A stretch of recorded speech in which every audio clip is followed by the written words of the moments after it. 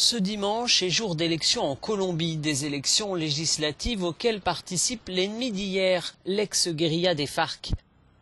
L'accord de paix historique de novembre 2016 n'est pas suffisant. Les FARC font campagne dans un pays partagé entre réconciliation et impossibilité de pardonner le passé. La droite rejette cet accord.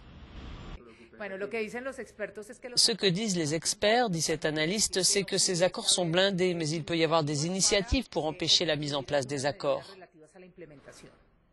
Au QG de campagne des FARC, on ressent la tension qui règne autour de leur participation à ces élections. Victoria Sandino, ancienne commandante des rebelles et candidate au Sénat, accuse la droite colombienne.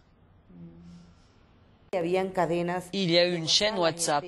Les gens ont déposé leurs données personnelles. Ils sont venus les chercher pour les emmener à nos meetings. Et ils leur ont donné un jour de salaire en échange de sabotage et provocation au début.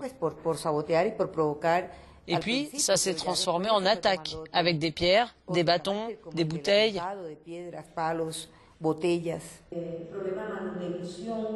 Les FARC essayent de séduire les électeurs dans des lieux qu'ils ne fréquentaient pas, comme les universités, les théâtres, les bars.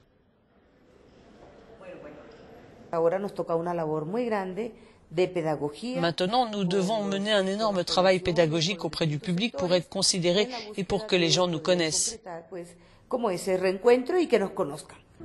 Les FARC seront ici au Congrès de la République, explique notre correspondant. Pendant le prochain mandat, quel que soit le résultat des urnes. Le pacte de la Havane leur donne 5 sièges au Parlement et 5 au Sénat. Ils ont cependant renoncé à leurs aspirations présidentielles à cause des problèmes de santé de leur leader, Timoshenko.